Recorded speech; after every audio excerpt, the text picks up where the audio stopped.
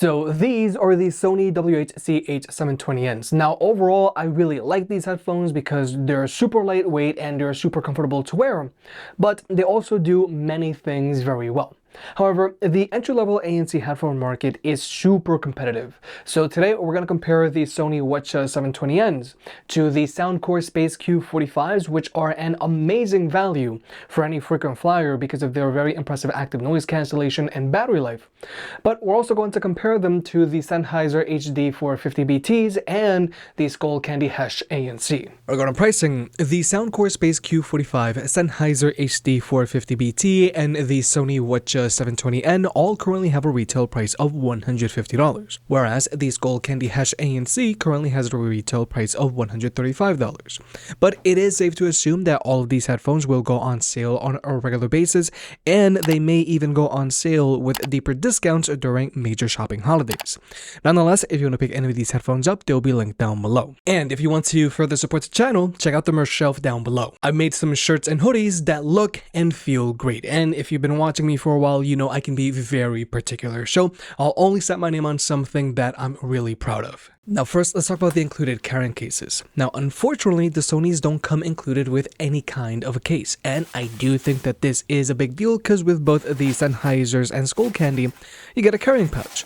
Now these pouches aren't going to protect your headphones all that well if you stuff them into a cramped backpack, but at least it is something. Whereas with the Soundcore, these do come included with a hardshell carrying case, and I think this is very impressive given that these are entry-level headphones, and this case isn't half bad because it isn't huge.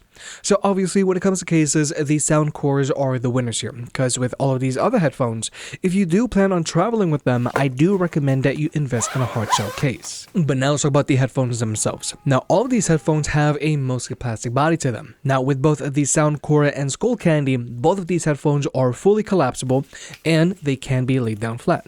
Whereas the Sonys can only be laid down flat, and with the Sennheisers, they can only be folded and the ear cups can't be laid down. Now, all of these headphones have really good build quality for entry-level headphones. However, I do have to point out that the Sennheisers feel the most rugged here. These things are so rugged, I feel that they don't even need a case. However, when it comes to fit, all of these headphones fit very differently from one another. Now, with both the Sennheiser and Skullcandy, I wouldn't say that these are big head approved for two reasons. First off, their clamping force is a little on the tighter side, but also, these are just small headphones.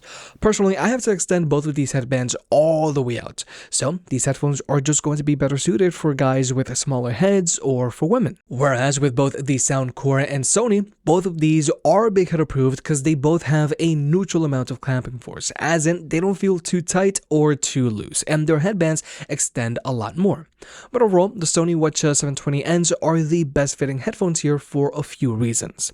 First off is their weight. The WH-720Ns weigh in at 192 grams, whereas the Skullcandy Hesh ANC weigh in at 226 grams, the Sennheiser HD450BT weigh in at 237 grams, and the Soundcore Space Q45s weigh in at 298 grams. Now, in general, both the Skullcandy and Sennheisers are lightweight, and the Space Q45s weigh an average amount for a pair of premium ANC headphones. However, with the WH-720Ns weighing in at 192 grams, these headphones are just that much easier to forget that you even have on, and you barely even notice them when you're walking around with them on. But then there's their padding. Now, the Sonys have a decent amount of padding underneath their headband, and this headband doesn't create any hotspots. Whereas with the Sennheisers, since these don't have any padding, they can create a hotspot at the 1 hour mark. And with both the Skullcandy and Soundcore, even though these do have padding, since it's so thin and soft at the 1 hour mark, they can also create a hotspot. But then there are the ear pads. The ear pads on both the Sennheiser and Skullcandy are very cramped. These are only going to fit people with very small ears, especially the Sennheisers. Whereas with both the WH-720N and Soundcore, these ear pads are a lot more spacious and they're going to have no problem fitting most ear types. And if you have very large ears or ears that stick out a lot, these should have you covered. However, the ear pads on the Sonys are a little more spacious than the ear pads on the Soundcore. But also, the ear pads on the Sonys are more comfortable than the ear pads on the Soundcore because these don't heat up as quickly. So overall, fit-wise, the Sony WH-CH720Ns are the clear winners here because they're super lightweight, they have a neutral amount of clamping force, they have the most spacious earpads here that also stay cooler for longer, and their headband doesn't create a hotspot on the top of your head because their headband also has an adequate amount of padding. But now let's talk about tech specs. Regarding battery life, this is an area where the Soundcore Space Q45 simply just dominate. Now, these headphones have an advertised battery life of 50 hours with the active noise cancellation turned on. The Sonys have an advertised battery life of 35 hours, the Sennheisers have an advertised battery life of 30 hours, and the Skullcandy have an advertised battery life of 22 hours. However, with all of these headphones, you can always extend their battery lives if you use them with the active noise cancellation turned off. However, none of these headphones come close to touching the Q45's 65-hour battery life. And when it comes to charging these headphones, all of these headphones charge via a USB-C port as they should. However, when it comes to fast charging, the Q45s also have the best fast charging here, because if you were to plug these headphones in for 5 minutes from a dead battery, they're going to get you 4 hours of playback time, whereas with the Sonys, they're going to get you 1 hour of playback time from a 3-minute charge, and with the Skullcandy, they're only going to get you 3 hours of playback time from a 10-minute charge. Now, when it comes to Bluetooth connectivity, the Soundcores, the Sonys, and the Sennheisers can all be connected to 2 devices at the same time, which is good if you're a power user, because this way you can use your headphones with both your phone and your computer at the same time, and they don't necessarily have to be in the same ecosystem. But unfortunately, with the Skullcandies, they can only be connected to 1 device at a time, so these aren't the best option if you're a power user. But when it comes to overall performance, all of these headphones have 0 latency across the board when watching movies or videos on your phone, whether you're using an iPhone or an Android device. But when it comes to audio codecs, we've got a bit of a spectrum here. Now, both the Skullcandies and Sonys have support for SBC and AAC, which is very standard. Whereas with the Sennheisers, they have support for SBC and AAC, but they also have support for aptX and aptX low latency. But in order for you to use aptX, you do have to be an Android user because iPhones top out at AAC. But then there are the Soundcore Q45s, which have support for SBC and AAC, but they also have support for LDAC, which is Sony's own in-house high-res audio codec. However, if you do want to use LDAC, again, you do have to be an Android user because iPhones top out at AAC. Also, if you do decide to use LDAC, then these headphones will only be able to be connected to 1 device at a time. And if you do decide to use LDAC, that does take an additional toll on the battery life.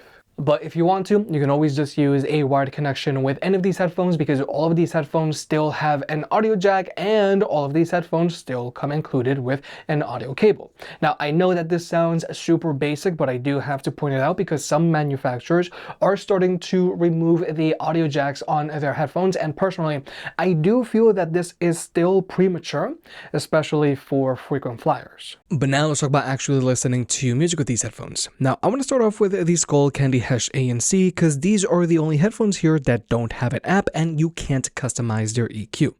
Now, as with any other pair of Skullcandy headphones, the Hesh ANC have a bass-heavy sound signature, which is a lot of fun to listen to. However, these headphones do sound very different when they have their active noise cancellation turned on versus when they have their ANC turned off. Now, if you want to get the best sound quality out of these headphones, you gotta use them with their ANC turned off.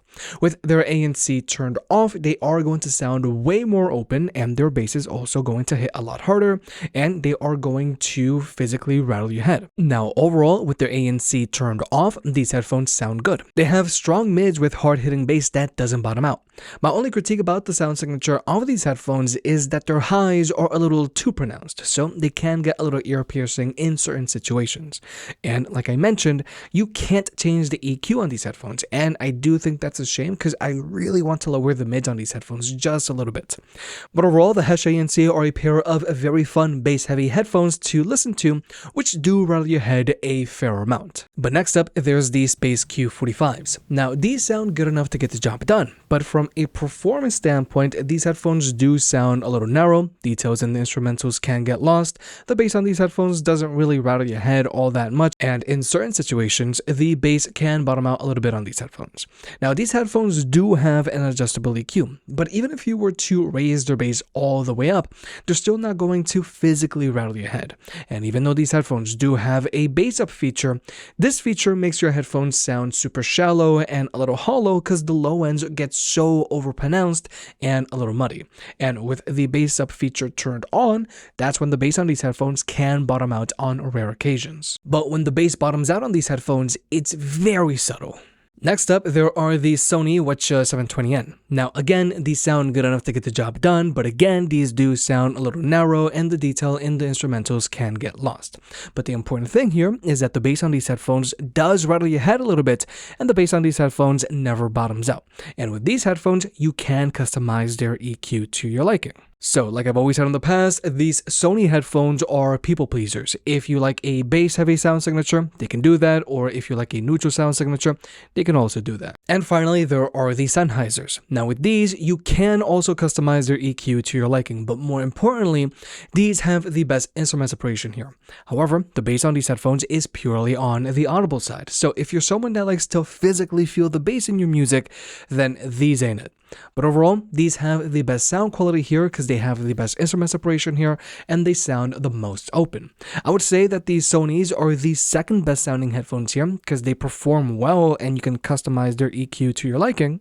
These Skullcandy Hesh ANC are a good option for someone who likes a fun bass heavy sound signature.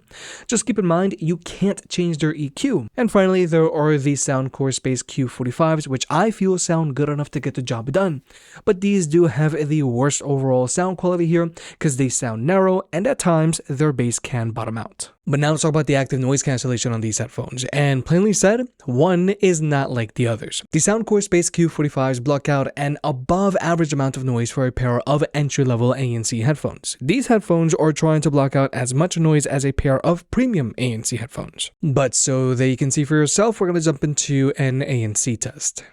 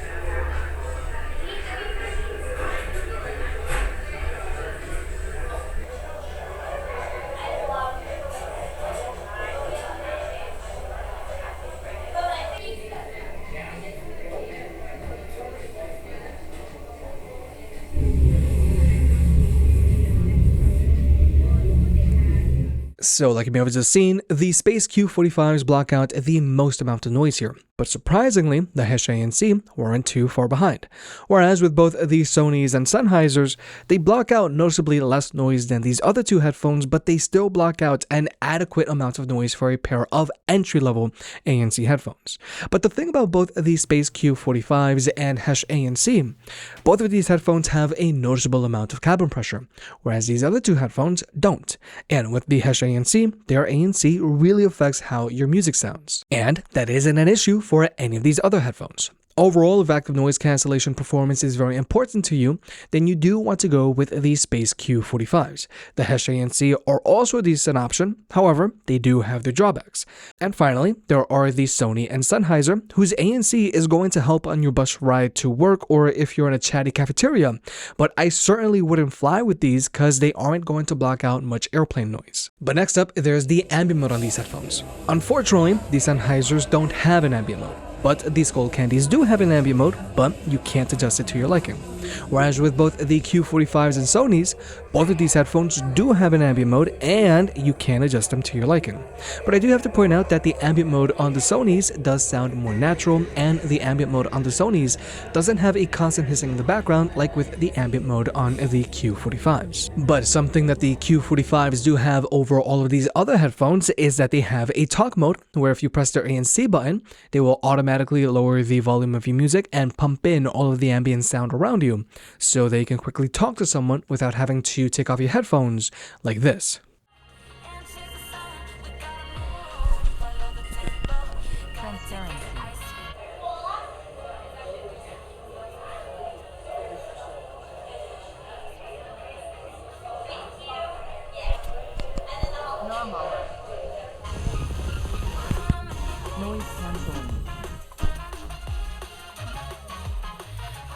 The only drawback is you can only have one or the other, but not both. And personally, I hate when companies do this because both features are useful, and if set up properly, you could have both.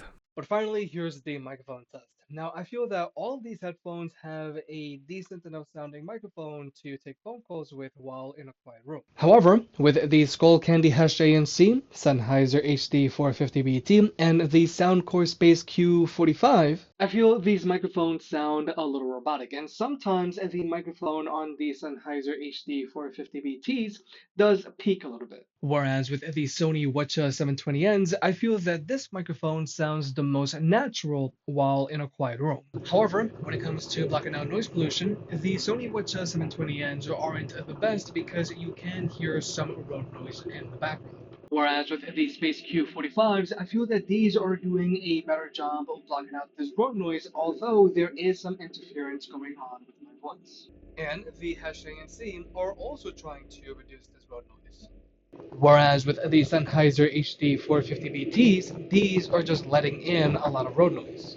And when it comes to blocking out chatter, the Sennheiser HD450BTs are also letting in a lot of this chatter. Whereas the Hesh ANC are doing a decent job of blocking out this chatter. The Space Q45s are also doing a decent job of blocking out this chatter. And the Sonys are also trying to block out this chatter, but they're just not doing as good of a job. So overall, I feel that the Sony WH-720Ns have a really good sounding microphone to take phone calls with while in a quiet room.